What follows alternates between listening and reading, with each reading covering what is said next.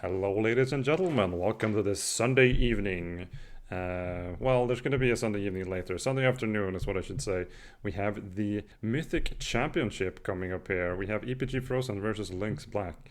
I'm Dentro, and joining me for his 100th cast this season, which is absurd, is Yosh. Welcome. Ika, well, it's quite easy to cast a lot of games when you forsake the quality for it, but I'm pretty sure that I'm trying my hardest to bring the quality back up for those playoff casts. It's always an evening somewhere, and some people from the region might even be able to join us to watch this series. EPG Frozen have taken first place in Division 1. All of those teams in the Mythic Championship are playing in the Division 1, in the highest division of Heroes Lounge. And Lynx Black, their opponents have taken, I believe it was sixth. Lynx Black is ninth in the regular season. Um, Ooh, that is So interesting. yeah, it's a bit of discrepancy there. I don't know whether they played each other in the normal season, but um, just based on that, I would put EPG Frozen as the favorite. Although obviously any team who makes it into these playoffs are going to be good, and all of these hover around in the Master Grandmaster ranks, I'm sure. So I think we're going to see a good match here. Um, what do we know about the map picks going into this first draft? Well, we did have EPG Frozen winning or losing, no matter how you look at it, they get map pick out of the coin toss. They have banned out Towers of Doom, to which Lynx Gaming Lynx Black have answered with Ultra Class. Battlefield of Eternity was our third map ban, and Tombs the Spider Queen is going to finish up our ban stage before Sky Temple is getting picked. I don't see that map often. Is it actually more popular in Division 1 or is it still very I'm not sure um, what the stats are on that, but I know that Sky Temple, when there was the new map vote for the map pool, I know that Sky Temple was the least voted map that still made it in. It was above Garden of Terror by some margin, but I don't know how big. So it's not necessarily a popular map. I like it personally, um, but I like it can be hard to make a comeback on the map. The boss pit is usually your only way to turn a game that's gone south, and even then, it can be kind of tough to come around from a rough start. So the early game is usually pretty important. You want some kind of global usually to be able to maneuver around on the map with the um, shrine spawning, as well as some form of boss control usually. So we'll see what the teams prioritize here. I mean, it's interesting, really. Sky Temple is a map where you can snowball very easily, and probably one of the only maps where you don't have to fight to win the game because you can just sit on the temples and shoot your your opponent's core down while they are overwhelmed with camps. But it also opens up some opportunities to cheese for an underdog team to get that initial advantage on which they can hold on for a while. I have taken the time to look it up. EPG Frozen have played versus Lynx Gaming in round 6, and they have won 2-0, so does not look too great, but Sky Temple was never played in that match. Mm-hmm.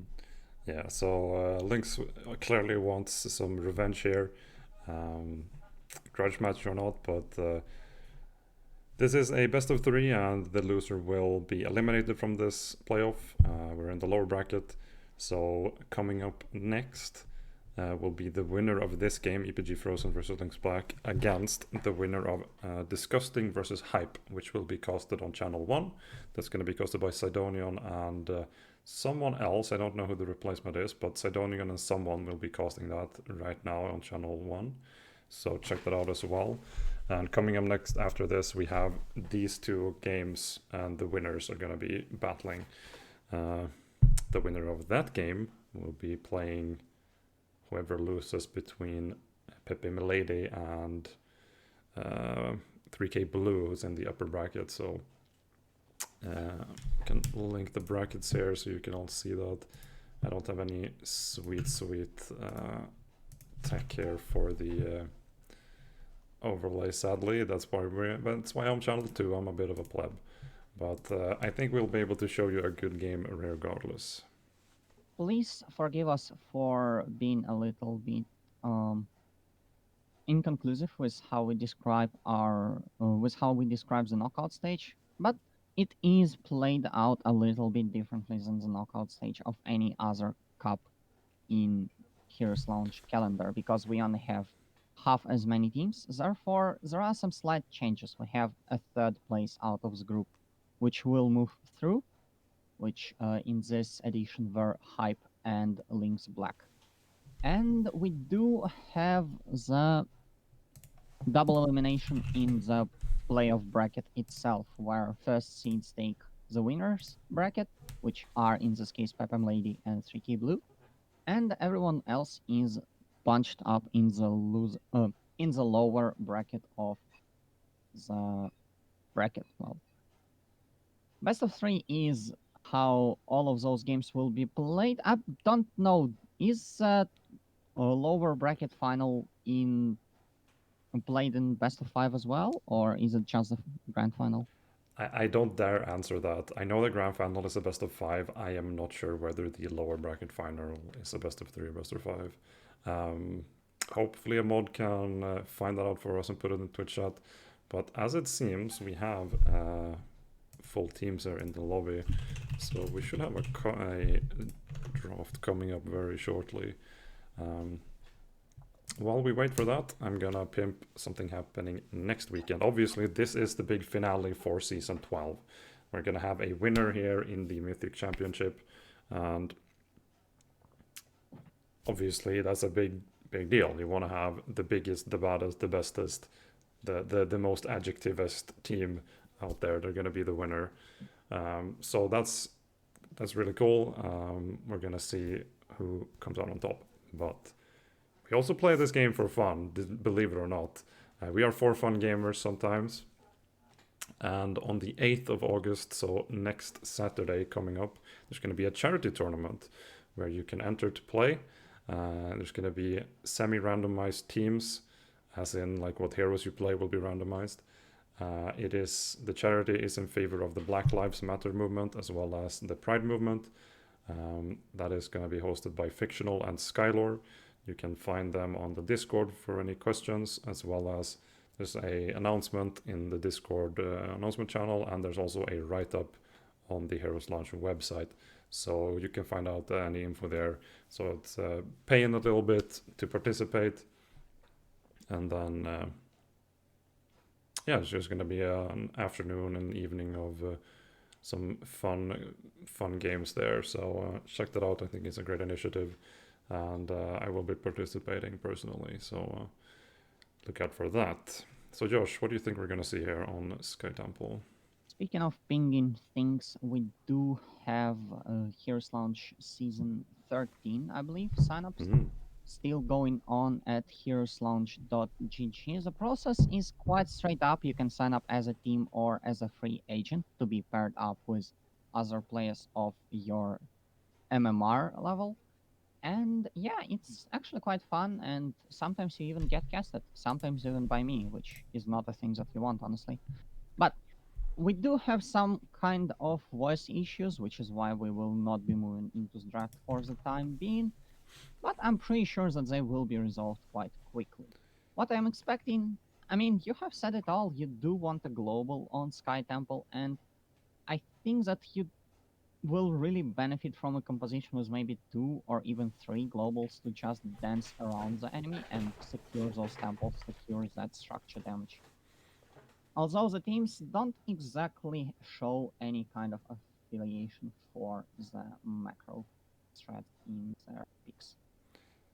Yeah, I had a glance at the EPG Frozen's drafting, and their top picked hero is Imperius, and he isn't a offlaner who has macro, nor a main tank who has macro for that matter. He goes and kills people, so maybe that's what they're going to be doing here. I don't expect necessarily to see him.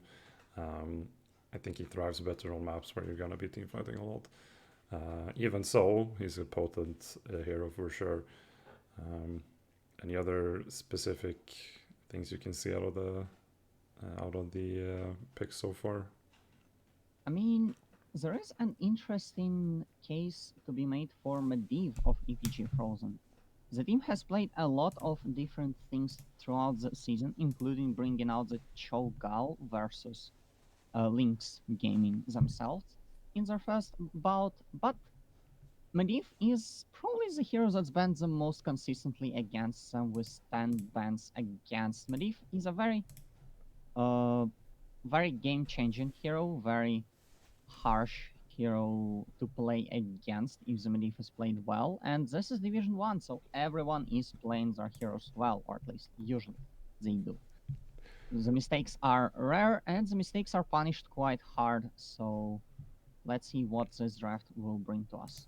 Yeah, here we go. It's going to be EPG Frozen versus Lynx Black on Sky Temple in this lower bracket. The winner will continue against the winner of the other game on Channel 1, and the loser, unfortunately, will be knocked out. It's a double elimination with the winners of their group having one extra chance to make it in.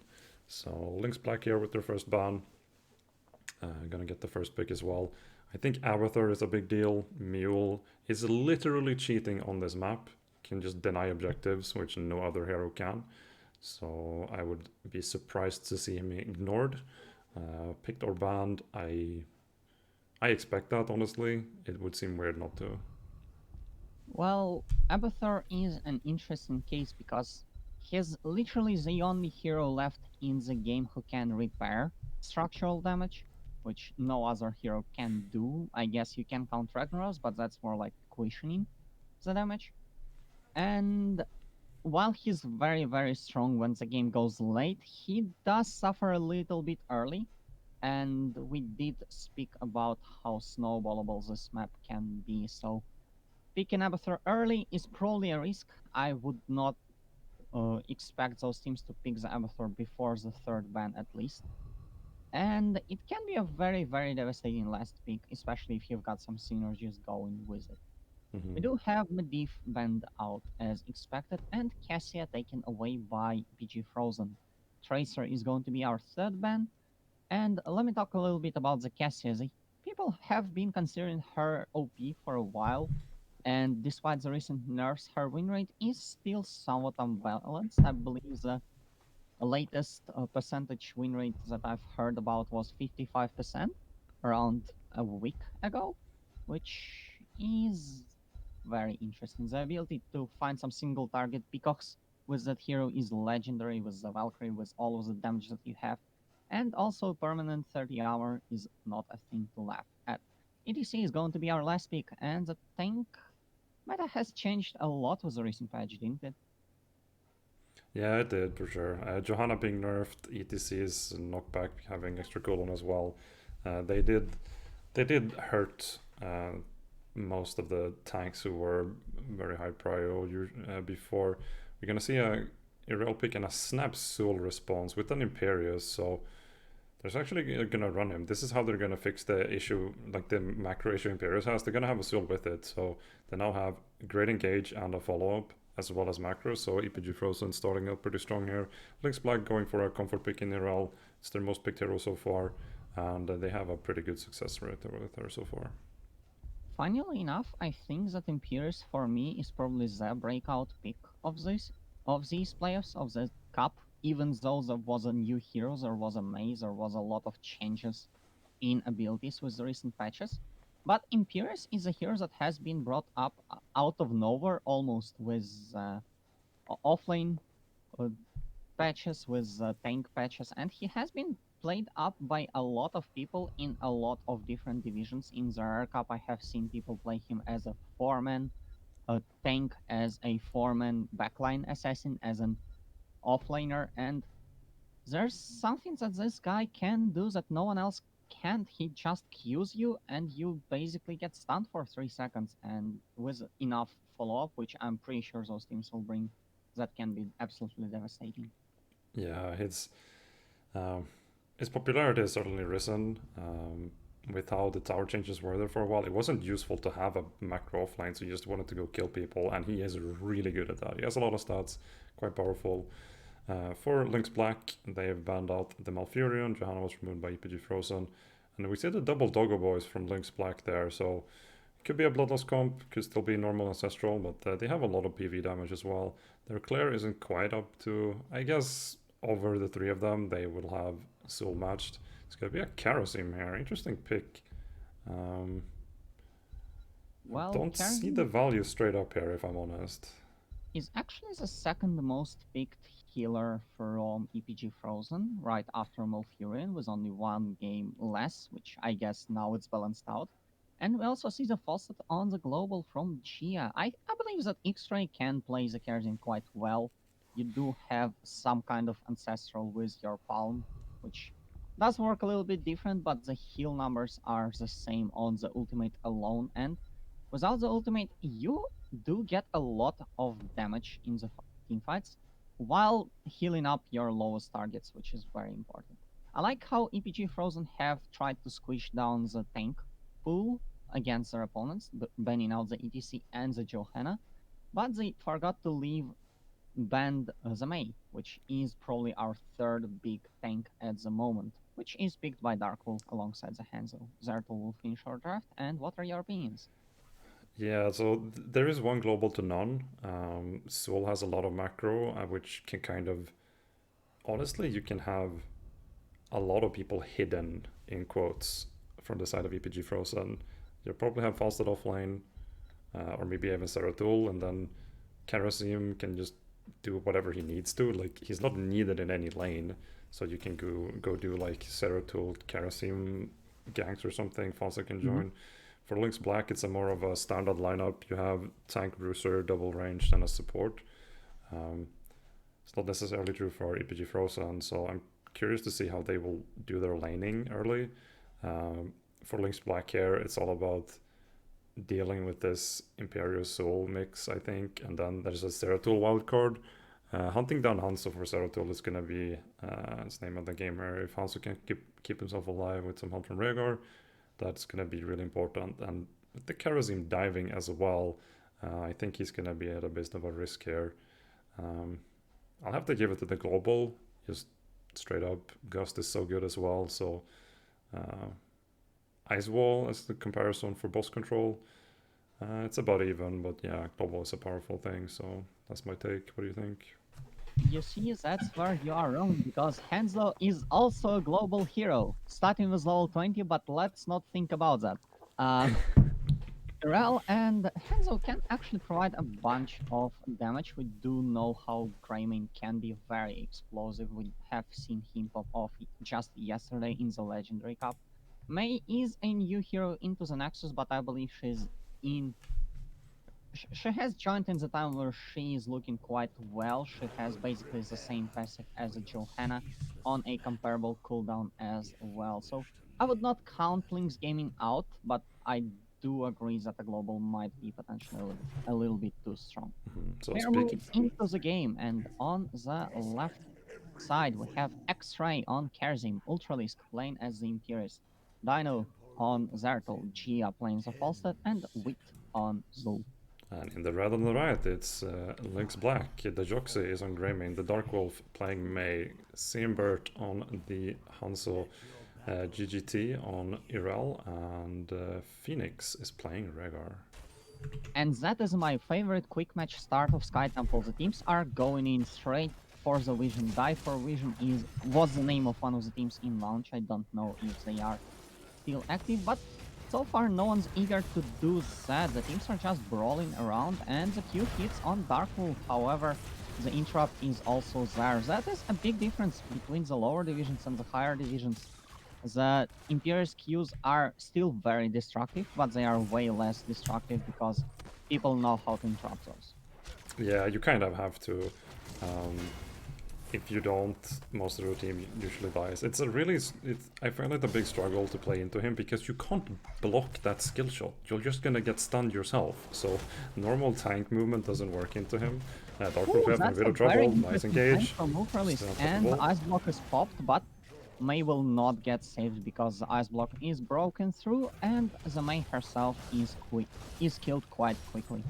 Very solid first pick, very solid rotation from the Imperials. That was a rather cheeky flank, which Yeah, does allow them to go and take away the siege camp. very important pick up here on the camp. But this all happens because of the wave clear they have. Sul was able to move in. His three-man can kind of do whatever they want. They rotate into the main mid, who he has to be there to soak that lane, right? So they are able to split the opposing team. Oh, Sul in the middle lane here. Did not Sul, but Hanzo almost gets killed off here. If the stun connects, CMBart would have been dead. So pretty Monka's moment there, but gets away with some luck and some skill.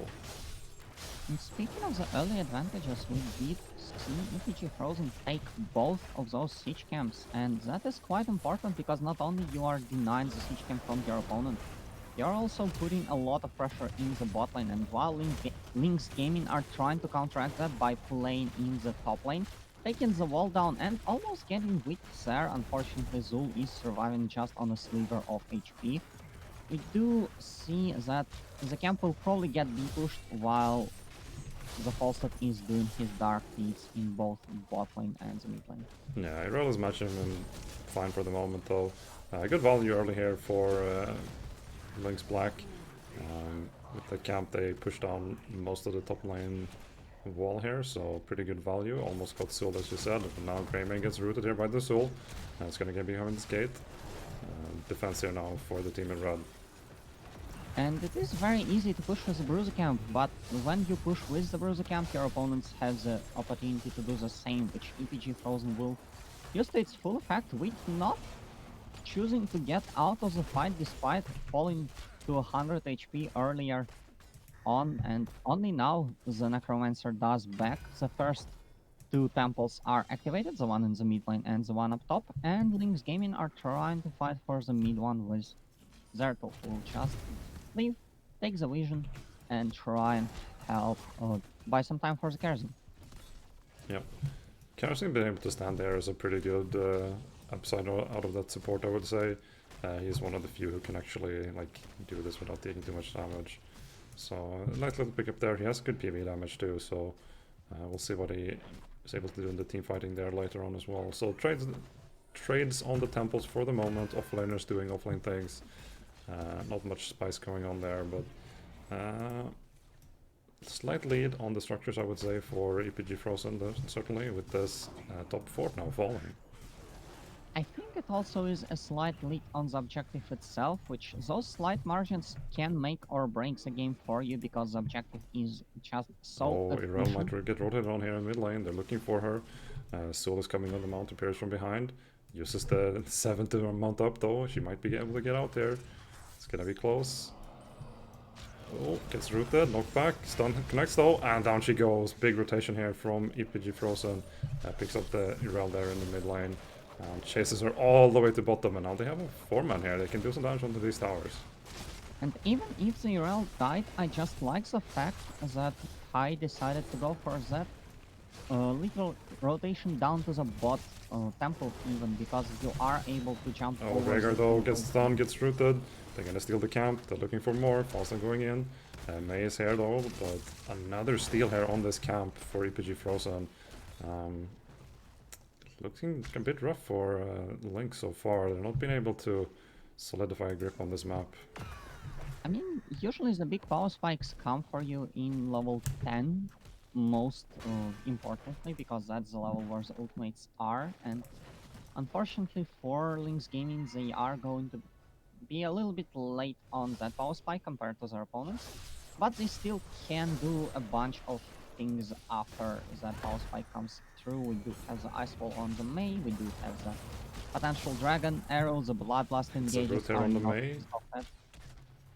Yeah, there was a bit of a scrap here on the boss point. I wasn't sure whether they were actually going to go for her, but Mei once again gets rooted. Stun follow-up, Cleanse goes down, and the 7-sided here from the Kerosene. Looking to kill her off, and it's going to be close. About 200, but it's turn here under the keep. Soul goes down. Falstad here with the flank, looking for a gust maybe.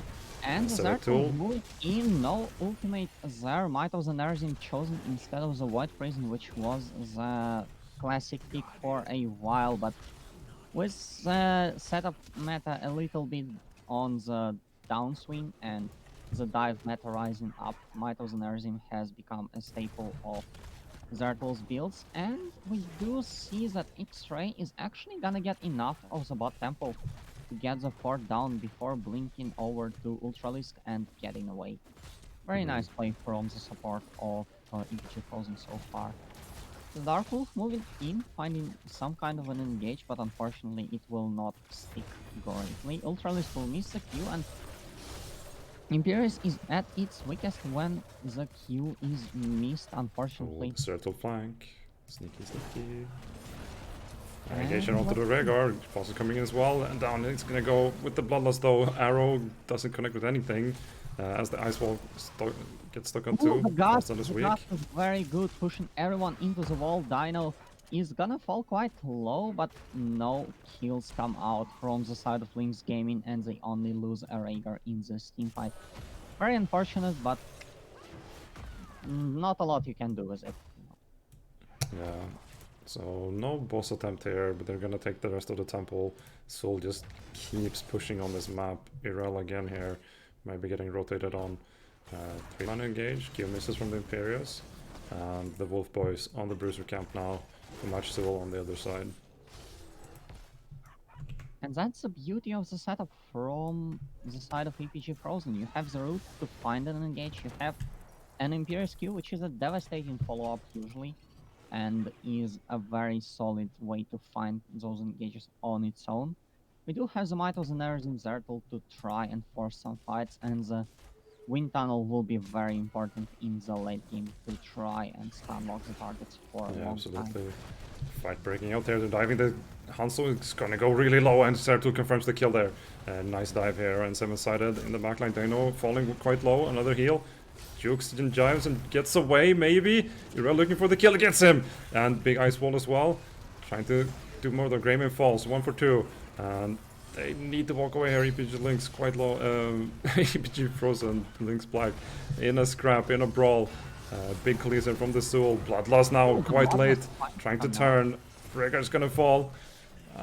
Arrow from the down low. Oh, almost.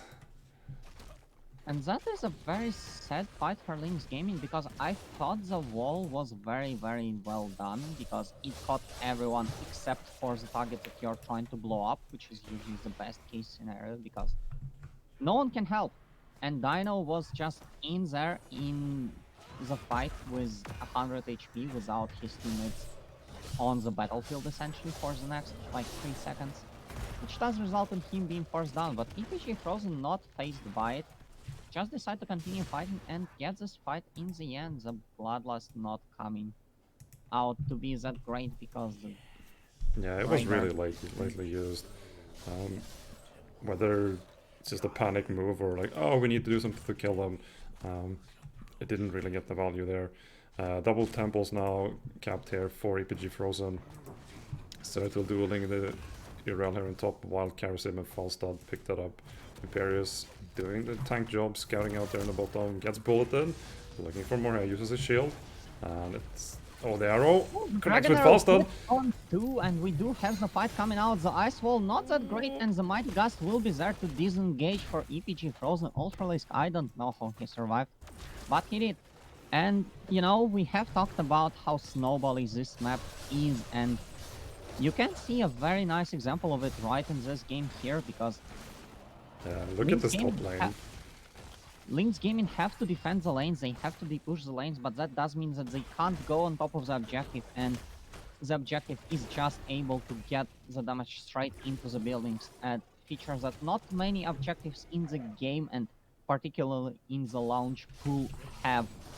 We do have EPG Frozen just running around the map, collecting those objectives and putting even more pressure on the side of their opponents. 16's picked up here, and they're playing here on the boss point. Big stun onto the GGT. Irel gets cleansed. They use the Bloodlust here, 7-sided to counter.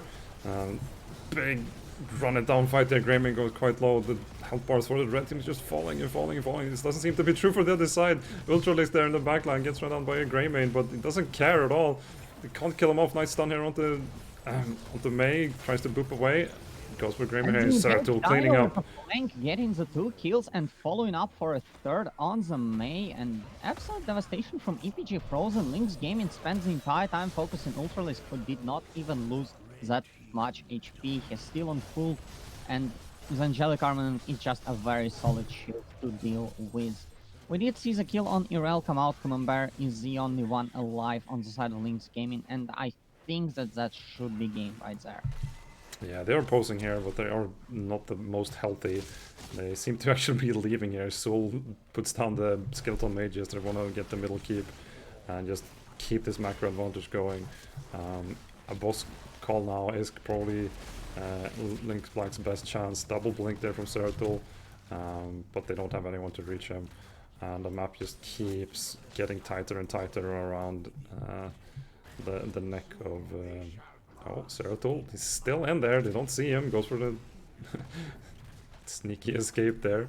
They're gonna go for the boss. The worst part, even if they go for the boss, which they are absolutely going for right now, we still have the Mighty Gust. We still have a lot of ways to steal the boss right from the nose of Lynx Gaming. However, also a little bit too busy with Bruiser Camp there, which I don't think that it will impact. No, I don't think so either. Actually, like, they don't care about this boss. They can clean this just fine. The map is so highly in their favor, and the biggest chance of losing is dying in that boss fight. Good engage here onto the Ultralisk on the Imperius. Icewall kind of counter engages their own play here. Might go for him anyway. Really hard dive here. And the Gust! Oh my god, they save him! Phoenix now in trouble. Rhaegar goes down, so does Invert. They're running down the Greymane, they're running down everyone here. They actually save the Imperius, that's insane. May goes down, Irel only survivor, and now the core is gonna fall. That's gonna be game 1 after an insane save on the desperate play from Lynx Black. They needed to do something here. They went for the main tank, they went for the chunkiest boy they could find, and they couldn't do it. Imperius, too strong, too much help from his team. GGT here is kind of chilling as the core is gonna fall. And yeah, Imperius absolutely refusing to die, finishing this game with 0 deaths, as EPG Frozen are 1 game ahead and 1 game away from advancing further in the tournament. Yeah, Lynx Black here. The stats is looking kind of rough. 15-2 in kills, and there was a lot of times people left with less than 100 health on those engages, and yeah, whether by luck or by skill, if you can't confirm those, sometimes that's gonna lose you some games. Can't really say anything else about that. We're gonna go back here with our pretty faces. Question. You have been stumped in game number 1. What are you gonna do? Are you gonna take the first pick? Are you gonna take the map? Which map are you gonna take? Considering this was EPG Frozen's map, I think I would take a map of my own. They're gonna get something good. That's just how it is. Lynx Black can probably still pick up the Irel if they want to prioritize her. So I would go for a map pick, I think. Like, try something that you know you can do. What that is, I don't know, but hopefully you have something in your pocket. And it's way easier to decide what you're going to pull out of that pocket when you pick the map. So that's my take. Well, that is fair, but what's also fair is that first pick is a very, very big swing in draft, because not only you get to pick the best hero available, but you also get the opportunity to essentially get an extra ban on your opponent by picking that contested hero away. Irel did the job quite well for EPG Frozen. Sorry, no. Anyway, yeah, the first pick is gonna get chosen by Lynx Black Lynx Gaming, which does mean that the map pick is going to be on the side of EPG Frozen, and they have chosen Infernal Shrine as our second. Yeah. So Lynx Black going for the first pick. They just want to have something really strong to play with there. Infernal Shrine's just the most normal, like, average map. Like, if there was only ever going to be one map in this game going forward, I think this would be the one, right? It has all the aspects of a good map. It has like the 3-lane setup, I think, is the best. The Battlefield of Eternity is a fine map, but I think a 3-lane map has more going for it. And in essence, Battlefield is a 3-lane map. But yeah, it's just a map everyone is comfortable playing. You have a big objective to fight over. You get something big and splashy in the Punisher, and it has some good tight moments when you're like, oh, it's like 39-39. Who's gonna get the last one, right? There's some excitement there. So usually teamfight focused. You need some macro as well. The Soul was quite good for EPG Frozen last game. Lynx Black didn't really have anything to answer him, and the shape of that game kind of came about because Soul was giving so much space to his team. Zeratul never had to be in a lane ever. That was Soul's job and that was Falstad's job. So Zeratul can just walk around and try to find people to kill off, and Karasim was doing camps the whole game. So it's just a nice, like, you have so much freedom there for Frozen on the last game. And I would try to do something about that for Lynx Black here. You can't just give them that much macro pressure because it's very easy to fold under. And then teamfight wise, like, maybe you need to get a bit more lucky or something. I don't know what to tell you there, but there were many times they barely missed kills, especially on Soul in the early game, and then on the Imperius as the last fight went down, as we all saw. And yeah, you have touched on that topic as well, but another macro map that has been chosen there by EPG Frozen, and I think that's probably a great strat. You aren't gonna lose those team fights, but it is much easier to avoid those extra team fights, which is, but once again, every team fight is a chance to lose the team fight, even if you are very good at winning them. So trying to avoid the team fights if you are sure that you will be winning the most of them is probably the great strat, because you will be able to win that first team fight, and after that you can just run around the map, collect objectives, and push the damage into your opponent. Yeah, and this map specifically, you can play, like, you can draft a comp that is good at fighting once every 2 minutes or something, because you only need to fight on the shrines, in big quotes, right? So let's say you play like a Gul'dan, a Tychus, you could play Alexstrasza and then attack in an offline. You have some really big heroics and big buttons that are good early. That are good on the shrines. Ragnaros is sometimes used for it as well, but that one is a bit more sketchy. He isn't exactly meta right now, but you can have really big buttons that are good on the shrine. Diva Bomb comes to mind. We saw that in the previous playoffs as well. So that is a way you can play this map. So we'll see whether that's what they're going to opt for. If you play an Alex, you need to have some concessions to ban some picks, but can still be quite strong here. So it's going to be EPG Frozen versus Lynx Black on Infernal Shrines. Game 2 here in the lower brackets. The loser will be eliminated. The winner is going to be playing the winner of Disgusting versus Hype, which is going on Channel 1. First ban here from Lynx Black. Might just see Medivh banned again. Medivh Tracer are two heroes which are very... they don't play the same like many other heroes, and if you don't have the experience and like the know-how to deal with them, it can be so oppressive. Especially when they are played for by a good player, which, once again, EPG Frozen have taken first place in the highest division of Heroes Launch in the Swiss. They have somehow lost in the groups to Pep and Lady. I sadly did not watch that match, so I don't know the entire story, but we do see the Medivh ban once again. We do have the Cassia taken out. No changes in the draft so far, which is quite sad, because I think mid-match adaptation is probably my favorite part of watching competitive Heroes of the Storm, because that's the thing that is absent usually in my ranked games or especially quick matches. Yeah. Having a series is really different from just playing a game, right? Because you have to... sometimes you need to adjust what you want to deal with there. For example, here we see an Orphea ban.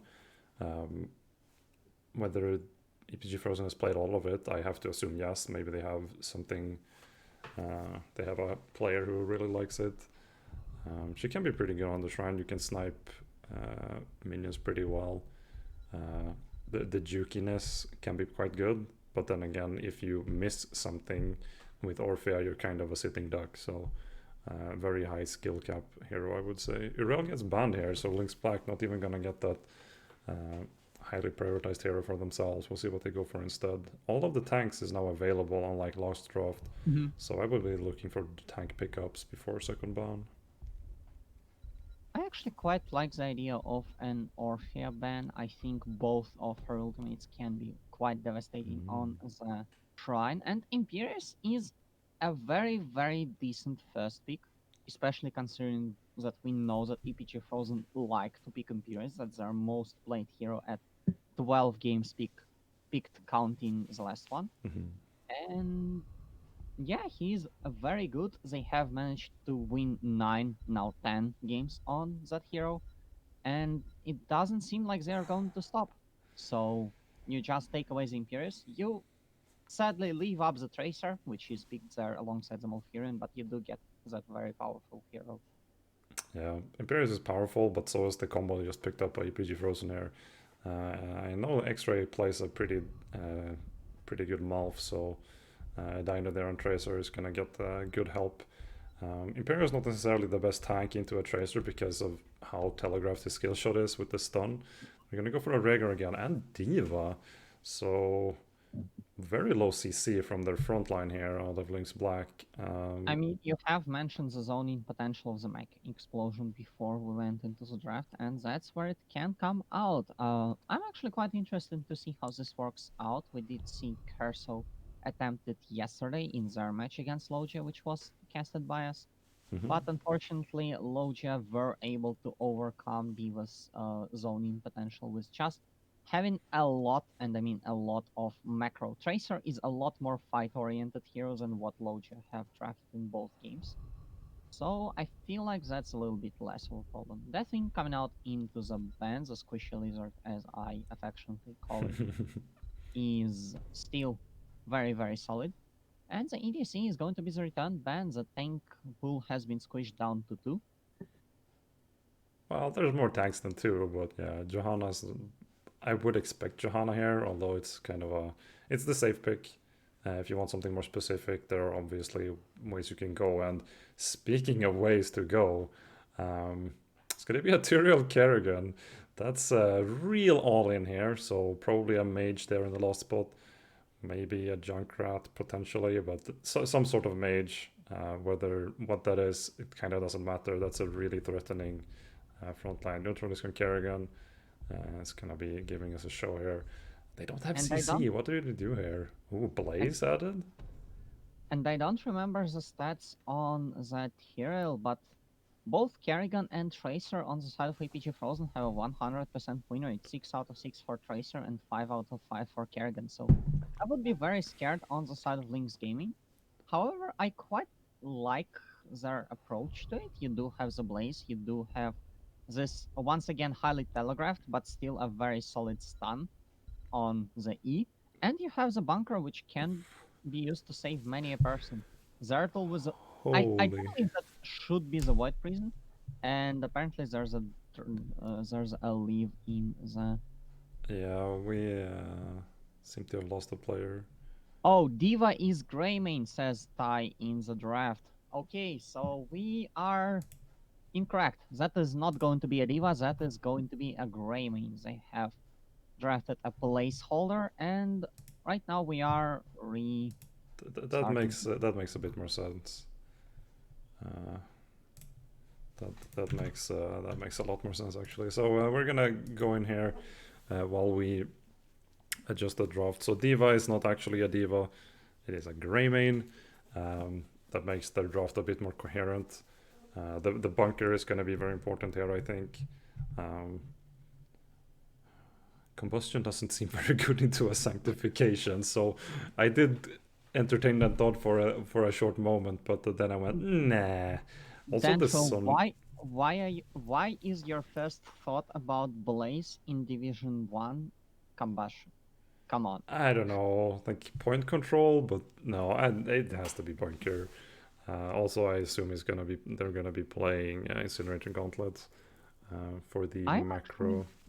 quite interested, and I think I really want to see as a White Prison from Zerto because you have so many aggressive targets, and I believe that Sanctification doesn't save you from being White Prison.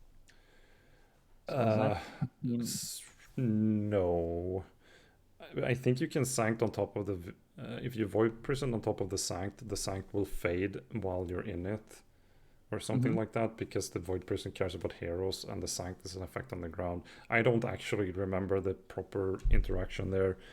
We are gonna see a speed draft, um, so I guess now we're just gonna put this on my face and talk about the draft itself. We barely had time to say anything about it, but there was a Sonya last pick. So EPG Frozen's draft is so all in. It's just run at them and kill them. Malf is going to be their only backliner, so they don't really have poke. They're just gonna run at them and hope they kill them all. Um, Spicy draft. It's on Lynx Black to kind of answer this heavy aggression. Mhm. They have a pretty sturdy front line. Greymane and Rhaegar are not the squishiest targets either, but it can be hard to put relevant damage into their opponent's team here. They don't have they don't have a poke hero per se. They have some poke, but it's not like they have a Chromie who they can try to protect and then shell away at whoever's standing there, right? So Lynx has a challenge here coming against them. Is Bloodlust going to be enough, or Oh, do you that's a need? good question. I actually quite like the idea of Lynx Black's um, follow up. Like they know that they will not be the one engaging; they need to re-engage, and that's where those big telegraphed abilities, which only hit when you know where the opponent is and the opponent doesn't dodge, come in very handy because you know where you are going because you need to engage on a target. Both Kerrigan and I think the Sonya also have very telegraphed attack moves showing where they will go, and you also do have an opportunity to catch them off guard because they are focusing on trying to get the heroes that they are engaging on very low. So I Mhm. think both the Blazes E and the Imperious Q will be of some help. I'm not sure if it will be enough to turn over the fight, but I think that Link's gaming have quite a re-engage comp to uh, deal with Yeah, absolutely. The problem is you need to CC Tracer and Kerrigan and Sonya and preferably Anterial to deny Sanct. You only have two buttons to do that, so that equation doesn't add up to me. Um, Greymane can do fine into a Tracer, you can just kind of shoot her, but whether Mhm. that's going to be enough, and then you might get exposed to a Kerrigan diving you or a Sonya attacking your face. So um, two pretty high execution comps. EPG Frozen needs to dive and execute it well, and Lynx Black needs to not die while getting dove on. So Mhm. whoever can play the best here is going to come out on top. Macro wise, they both have good tools. They both have good Shrine Clear. So it's all going to be about the team fighting here in this second game. As we move in on Infernal Shrines, it's going to be in the red on the right. We have Lynx Gaming, the Dark Wolf on Imperius, Phoenix once again on Rhaegar, the Joxy on Greymane, GGT on Sertul, and Be Nice on the Blaze. And on the left side in blue, trying to finish this in two, so we go to watch Lounge 1 sooner. We have X-Ray wins this every day, playing on the Malfurion for EPG Frozen. We have Ultralisk on Kerrigan, Gia on Sonya, Dino on Tracer, and Wit playing the Tyrell. And we do have a pause because we do get some connection issues. Yeah. So they just want to make sure that they have all their players here. Um, we should be moving on very shortly. Um, The ready check is already there. The team says go, and we are in the countdown. So yeah, you could one also sec. just see there as we loaded in.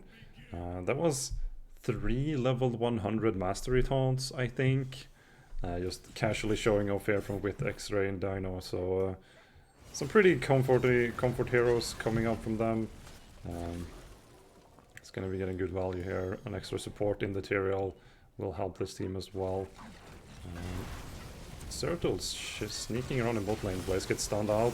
Counter engage from the Imperius. But Blaze still falling quite low in this exchange. Same for Imperius here. Rhaegar will take some time healing them all up. Zeratul cleaning up this wave and then has to leave basically immediately. Oh, But gets caught? is he too late?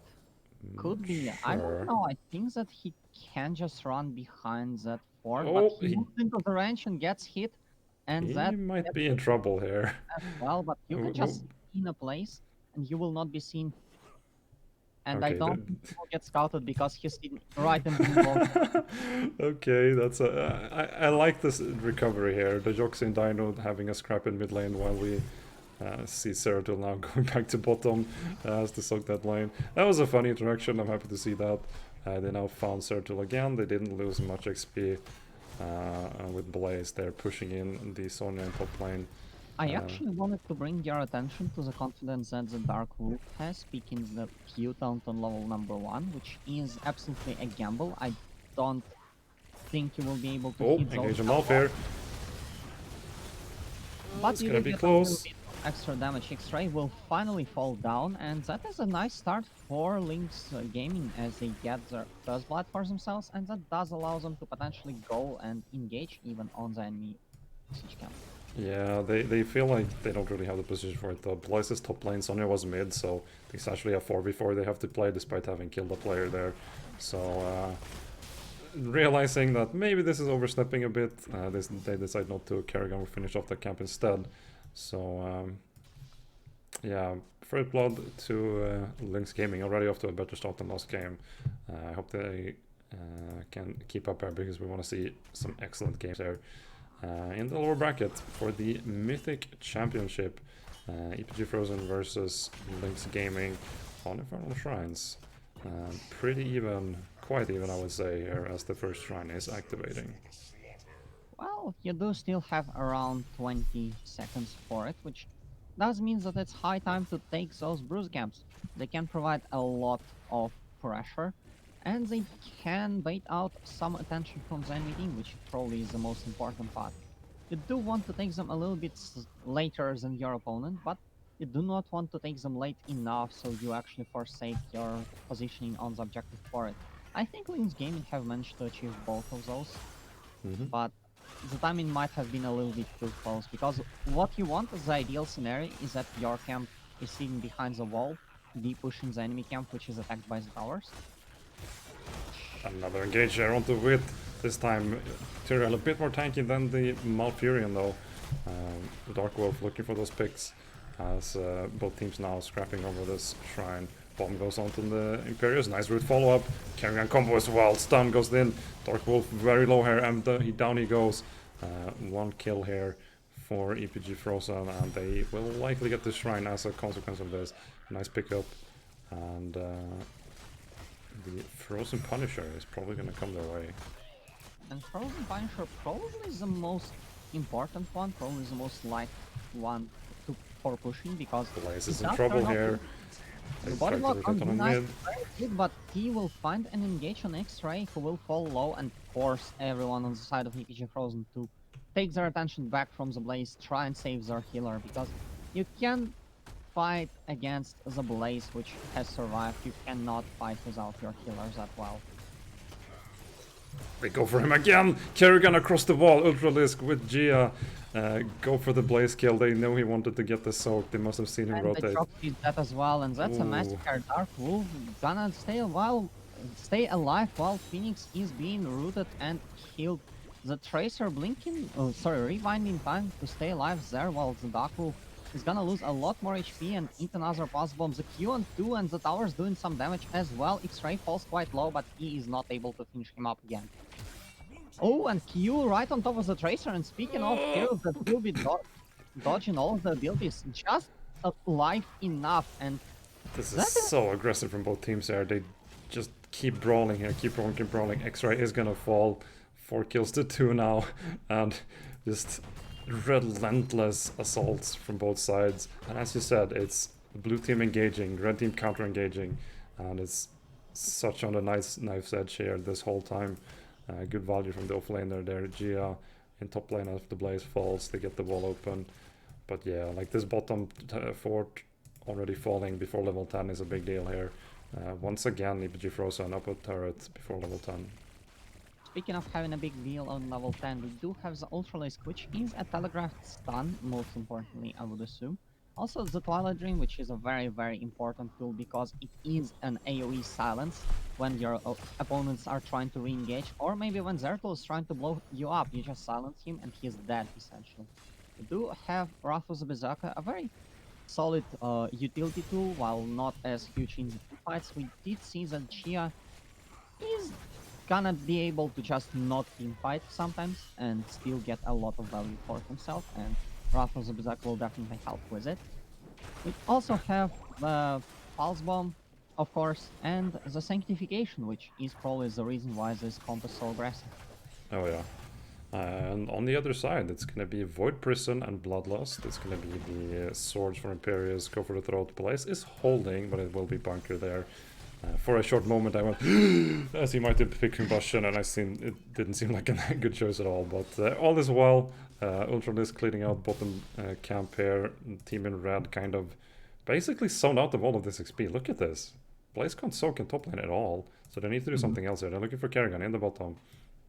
Zeratul shaking around, blinks, Ultralisk has a whole team against him. Right on top of the Ultralisk. I think that the trade-off is way too big for Lynx Gaming, however, because they do take down the Kerrigan, but they do lose that fort in the top lane, and while the Kerrigan will respawn in 22 seconds, the fort will never do that. Yeah, they need to get more than just this. They clean out the wave. They could have gone for this wall, but it's very slow. Is it Bunker Void? Yes, it is. Blaze coming up with very low health here, gets a heal from the Rhaegar. And engage misses here from Dark Wolf, gets stunned, and Rooted Cleanse goes out though. Still quite low, he has the shield still, Blaze counter engage. Right on top of Wheat there, Angelic Omnant used to save the Dark Wolf, who finds another engage and is able to press Angelic Omnant, but however he gets rooted, he gets silenced, and he is not killed once again. The Sanctification comes out. Wheat finally blinks, force the fort to try and secure that kill, and he does. We do have the trade 2 for 1 at the moment. Phoenix that will dodge all of the roots, but will still die to the damage from Ultralisk. And that's a 1 for 3. We do have Imperius, Greymane, and Rhaegar killed for the Tracer. Yeah, really scrappy team fight here. Tracer falls in the end, but yeah, a great trade there for EPG Frozen, as they must have found Blaze there in the middle, and then Zeratul tries to save him. They almost get out, but they keep wanting to turn there on their own towers, and it didn't quite work out for them. Lynx Gaming trying to find any edge they can, but again, people are living on such low health. Must be quite frustrating there in the end, but Greymane with the Go for the Throat should be able to pick those off. Ultralisk is taking up quite far forward here, zoning off so Sonya can clear out this camp. Arcane Punisher now coming in top lane. They're doing more rotations here, looking for Tyrael. I actually like the that. juke! Oh my god, he just denies all of them there. Double sword on 13, don't see that very often, but here we are. I like the pension from Lynx Gaming on the ultimate, don't get me wrong. I still think that Void Prison is probably a way better choice over Might of the Nerds. Can they counter engage this? Stop all of the engages. The Q will hit on 3 there. Very nicely done by Lynx Gaming, but unfortunately it will not result in doing anything specific there. The Chrysalis is pressed, Ultralisk will stay out of it. Somehow, I don't know how it works, but anyway, the Punisher is aggroed over the wall, is aggroed to the mid lane because it will be forced to move back up top, where it will try to continue getting the stun missed there actually. And Tai is looking for an engage. Gia gonna get cleansed there, with not looking too great, but Tai finally uncloaked, which does mean that everyone sees even better where he is. Oh, the Ultra, can it go all the way? Ooh. Oh, Wit is gonna confirm it. Does it cost him his life though? He doesn't have the Q now. They're putting a lot of damage into him here. Tyrael going quite weak. Nice root from Malf. Roots will block it off. We do see the Unstoppable from the Blaze to try and catch those targets, but EPG Frozen are just a little bit too blinky, a little bit too chumpy for Yeah, to get a good hold on them. they just instantly counter engage here. They want to go for this fight. They don't have a talent launch though. Malf gets stunned in the backline. Sank there, big here. The Yoke's in trouble, tries to walk away. Gets out, Rhaegar falls low as well, and the blue team is so healthy compared to them. Dark Wolf has to use the shield there. Play stun doesn't connect. Another counter engage misses from the Q, and Imperius Gia spinning to win. Bomb on Rhaegar doesn't kill anything off the shield. It's super close here. Another double stun. Twilight Dream just keeps going here. Sertul misses Void Prison. Wit in the front line. Oh my god. Wow, they survive.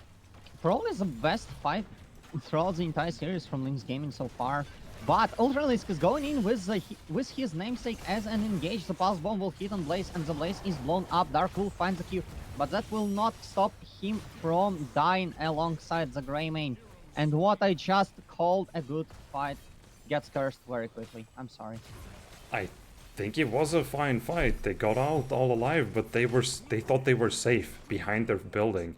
But no, they just dove them past. They went around the bottom and went in on the side, trying to Hearthstone there in relative safety. But you actually needed to be under your own keep to not die here. Just underestimating the aggression here from EPG Frozen. Super impressive to see.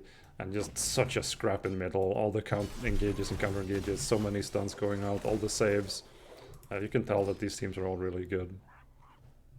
Yep. Unfortunately, while they are very good, the difference in skill is still somewhat apparent. You have mentioned those very high level mastery taunts, and sometimes, yeah, sometimes you are very good, but the opponent is just. Oh, bottom lane here, Greymane trying to escape Jukes. Jukes a lot of stuns there actually. And again, as I said, they have really good individual skill here. Very jukey there, Greymane with the extra cleave and roll to dodge. Pushing in here, Gia just spinning under these towers, don't care at all. Combo and the cleanse though! But the Angelic Armament will be enough to soak all of it. Ultralisk eating the Qs, there's the Bloodlust coming out, and I don't see the damage coming out from Lynx Gaming, I don't see the damage. The Bloodlust was pressed, the engage has been found, but you are just not doing enough, sadly. Tai trying to entertain the backline, getting the White Prison on the Kerrigan, but Greymane is already dead, and EPG Frozen are just 5 men in between the keeps of their opponent. That is very aggressive and very effective. The Q hits on Dino, and the Tracer is almost dead, but the Q... But the Sank though! There's the Sank. Dark Wolf is blown up. Tai will find the kill on Valkyrian, finally killing X-Ray for the second time. And we do have the kill on the Zertul back because the Pulse Bomb connects, the Pulse Bomb sticks, and the Pulse Bomb does damage. Chrysalis from Ultralisk in the perfect time to save the Kerrigan. And they are chuking the aggro so well of those structures, the Blaze is killed, and they can't... Sorry, they can finish the game. I did not remember the keep down bot. The keep up top being destroyed. Sorry, I'm just nervous because holy shit, what a fight. Yeah, and Greymane here trying to get this defense. Might actually be able to kill someone off. No, Tracer with the kiting. They're so low. Oh my god, the frustration must be immense here, but EPG Frozen just keeps running it down to a 2-0 win here. GG. And I think the Joxy says it best. Where is my uninstall button? Because, yeah, after this, you just delete the game. Oof. Because, yeah, that's so tilting.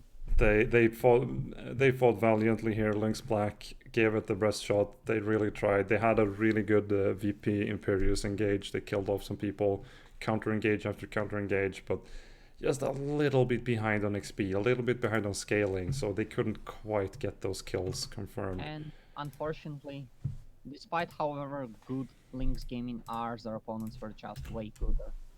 And they get to move on. They get to play Hype in the next match on Heroes Lounge 1.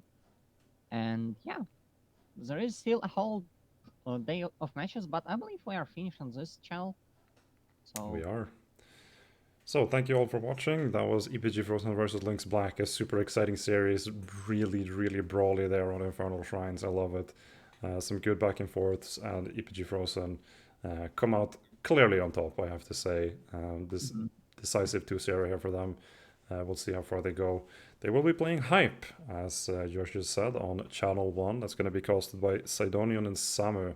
So go join them. We're going to be raiding that channel very soon. That's it for us. We have been casting on Channel 2 here for 2 weekends now. It's been super fun. Thank you for joining me, Yosh. Guest number 100. Woo! Got there. Anyway, yeah, thanks for joining me. A good co-caster is always a great boon, and I'm very thankful to have spent those 2 weeks with you. We have watched a bunch of very nice matches, and some matches were not uh, probably as close as we have expected them to be, but there were some very solid games that we have seen. We have seen some upsets, we have seen some comebacks, we have seen a lot of things, and I'm very grateful to have shared all of this with you. Yeah, we saw some cool series for sure. And there were more to come for sure. Yeah, So join them on Channel 1 there. We're gonna have an analyst and an analyst desk of some kind for the lower bracket final and the grand final as well. So the last 2 games. special games, special guests were Hmm. promised. The last time around, it was DNA Galaxy, I believe, is a I believe name. so. A very renowned analyst, and I believe this season's special guest is slightly more special, even.